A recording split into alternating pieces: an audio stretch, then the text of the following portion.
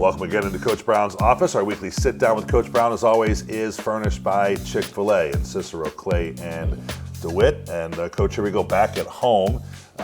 Two teams coming in on 4-game losing streaks, and you work your way through it. You know, so much is asked of a coach, right? Talent evaluation, football acumen, shoulder to cry on, leadership, communication. Yeah. But which of those things is at the top of the list this week as you work through this? I think it's always the shoulder to cry on with the players, just to make sure they understand how to deal with adversity. We're being able to go through that. We're able to go through it together. Like I keep telling them, just continue to follow myself and everything will work itself out.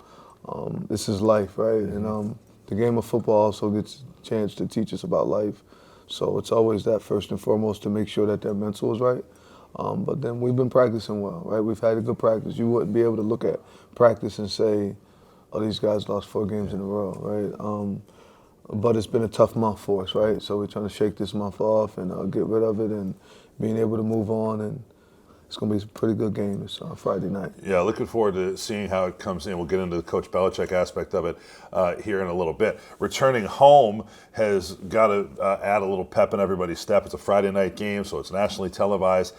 If you go back to the last game in the Dome, Coach, 4 false starts, that's not nothing, right? And when you think about the role that the crowd can play, and we ought to hear on a Friday night, Halloween and all that, have a pretty vibrant house and some enthusiasm. There should be a bunch of kids at the game. There should be a lot of people at the game, especially Friday night.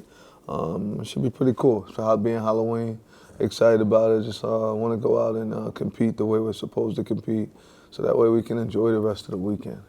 Yeah, when you say we've had good practice, what's the mark of a good? You know, we love to hear the pads popping and then guys kind of getting after. Pads popping will always be there, but just the energy, the competitiveness, making sure that when guys are competing, they're not going through the motions. And we haven't went through the motions. It's constant good. Players competing against each other, having a lot of fun, playing against each other, talking trash, just enjoying the atmosphere at practice, but also enjoying the fact that they're on a football team.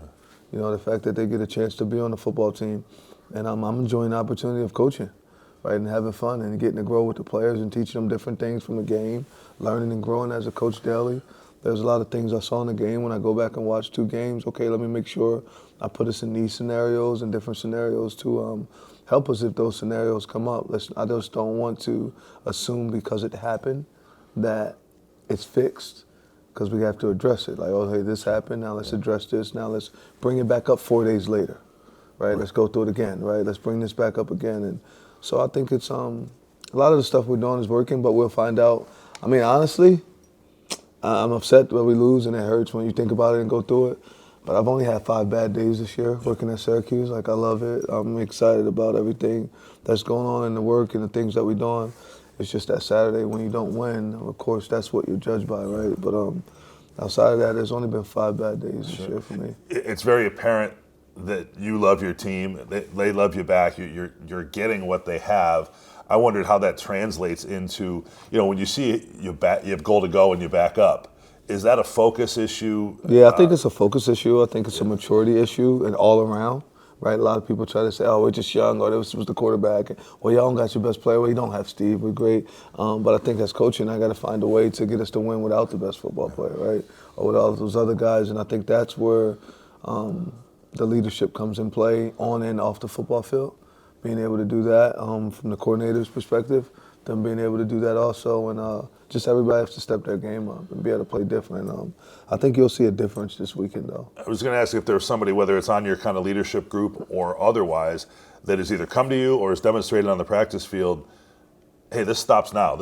I'm going to be the solution. Jack Stonehouse came to it and said that he's been a guy that you could count on. Demetrius Witherspoon is another one that you could count on. Punter and right tackle. Yeah, and then Tank.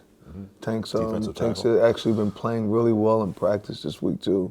He had that sprained MCL, so he was playing with that all year. And he's back himself and being able to do it. Deuce is finally back full, can go and can play a whole game now. So, like, those guys have done it. And then, honestly, it's crazy. Antoine Delores and Demetrius Witherspoon, hey, we're not losing. Like, Coach, we got to start to do this, and I want this to happen with this group. I've been watching them, and this won't happen. And Demetrius came to me. They're not used to losing either. Nah, they don't want to either. They're like, we're going to change because we're going to win a championship before we leave. So Demetrius and Chris Pill have been coming and speaking to me about stuff, and Antoine and Gary have stepped up on some things and said some stuff. So we got a lot of good leaders, and they're young. You know, Byron Washington is becoming and getting into that role, right? He'll get a chance to start this week for his first time, so excited about that. And but he's understands to whom much is given, much is required, and I've been on him about just, I expect you to play like you're a fifth-year senior. It doesn't matter that you're a 17-year-old freshman. Yeah. Twan's just 18, so you got so many young kids that are out there playing all across the board. I'm excited about this weekend, though. All right, two more questions for me. You hinted at one there. If Byron Washington gets his first start, that's in the wake of the injury to center Austin Collins. So Joe Cruz in there, and Washington moves over. So that's one. It's the evolution here. You know, the Steve Angeli injury wasn't yesterday. It's understandable that right away you're scrambling. Now it's 2, 3, 4 weeks down the road. Is there something offensively that you like better now? You got a better handle on, hey, we can do this. I like number 6 a lot. Yeah, I think that we got a guy that we did some things last week. You've seen him. I think our running game is going to continue to get better.